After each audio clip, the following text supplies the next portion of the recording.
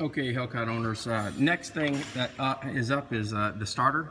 You can see that the starter's hooked up over here. You have a couple bolts. They look like they're, I believe, 13 millimeter also. Remove that shield. And of course, you got to get the electrical connections off that starter so you can actually put that to the side so you can pull this transmission out. The other thing that worries me a little bit is these particular fittings right here. I don't have the tool, but you can see there's like a little clip there. You're probably going to have to take a little pry tool so you can pull that out. And then if you come up on the other side, looks like what you'll need is a fuel injection tool, which I do have. I'm just going to have to probably get that at the garage so I can pull that out. But that transmission is kind of in the way here, so it looks like you're going to actually have to remove these two cooling lines, and they're up underneath this particular cover. So what I'm going to do is I'm going to remove the cover and give me access in the back here. And if you see back over here, you'll see a junction block, and that junction block you can remove those pipes. And what I'll do is I'll remove those pipes at the junction block so we can move that out of the way so we don't damage these pipes when we pull the transmission out. All right, we'll see what happens when we take it apart, and I'll let you know if I ran into any problems pulling that starter out.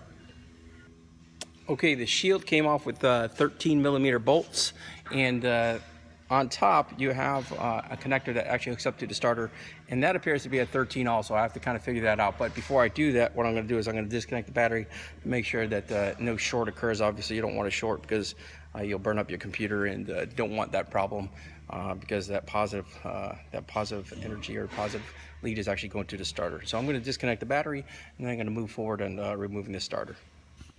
Okay guys, here we have the battery. It's right in the back. I've disconnected battery for safety purposes, so we won't have any issues. Probably tape off those sides or just kind of protect them from touching the terminals. However, here's a little tech tip. Now that you have removed the battery, if you close this trunk, that might cause an issue. I don't believe there's enough memory or enough power in order to open up this trunk without electric release. So you're gonna have to keep the trunk open while you do this job, is because if you do, you're gonna have to go through the back seat in order to release the trunk. So just check it for you before you close that trunk when you're doing this job.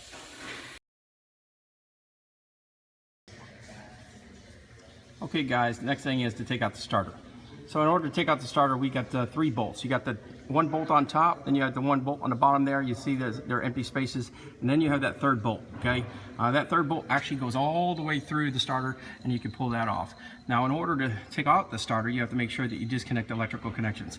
You see this red thing reaches around, and it goes to the end of the starter and the end there. It's held in by a 13 millimeter, and then you have this the solenoid connector, which is a push and pull type of connector. So I'm gonna show you exactly. I'm going to turn that around. You see, you just kind of push it, and then you pull it, and then it'll come out. It's got a little dielectric grease on it, so it does come out easy. You have to finagle it a little bit, but it will come out.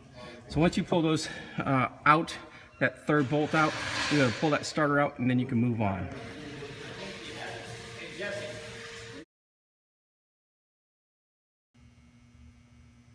All right, guys, I'm about to take these oil lines off, and you can see that you have a junction block here, and you have to take that off. So just for shits and giggles, I'll let you know what size those couplings are. Chrysler decided to use an odd size coupling, and they went with a 20 millimeter. I mean, 20 millimeter, really? Chrysler, you could have done better than that.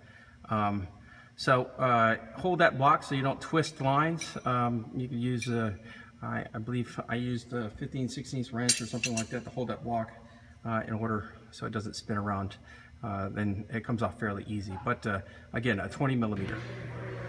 Okay guys, in order to get those oil lines off so you can pull the transmission out, you're gonna have to take these clips that are holding those oil lines. They're on both sides, and release them. Now the driver's side is a pain in the ass, but the passenger side is fairly easy to get out. So I'm going to kind of give you a little overview of what I had to do to get ready to pull things apart as far as the transmission is concerned, where the plugs are also. So here you go. These are the clips. You just have to pry them out, use something small and sharp, and you'll be able to pull them out. It's not that hard to pull them out. It's just a pain in the butt to get it out on the driver's side. Here we go. Let's take a look. All right. Up here you can see it's in there. You see this white piece right here? That's a cover that goes over that clip, and then and once you take that off, you can actually get that clip out of that oil line over there. Okay, I have these two connectors here that are hanging. All right, you can see that you have a couple places where they actually have tabs. They tab right into the transmission. The first tab is over there, and then if you look back there, you can see the tab over there. It's upside down. You'll plug it in there. So you see that first plug up there. Okay, it's probably a speed sensor of some sort. I'm not sure if that's exactly what it is, but you have two connections. You have the one there, and then you have one that's a little bit farther back here. Right over there. Not yet, that's probably the speed sensor, and the other one's probably a neutral safety switch or something.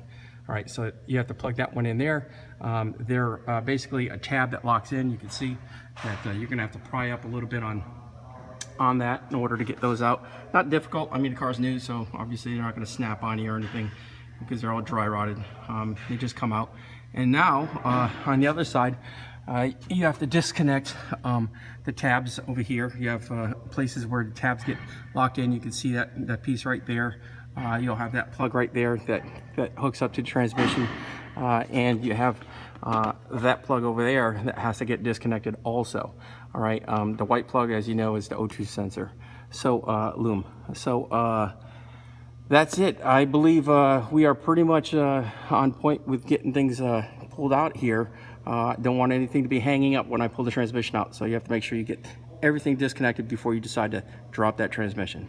All right, we're going to move on to the next thing, and that's going to be releasing the shifter linkage. Okay, before I get that to the shifter linkage, I'm going to actually pull out those lines. That junction block is right here.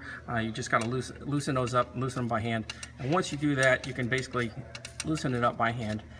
It'll come off. I have a little oil pan right below it, just in case some transmission fluid comes out, which I imagine a little bit will. But just disconnect those by hand, and then I'll just pull it back, and I'll set these. I'll set this off to the side, so give me the proper room for that bell housing. What I need to pull out the pressure plate and the flywheel. Okay, to release the shifter linkage, you'll see that I have a pin bolt there. They're going to have to replace that. Remove that. You can see it just slides out once you disconnect it. It's a 10 millimeter. Just loosen it up and bring it out. The next thing you have to actually release is the actual forks for the shifter. These are the stock pins that hold in the forks.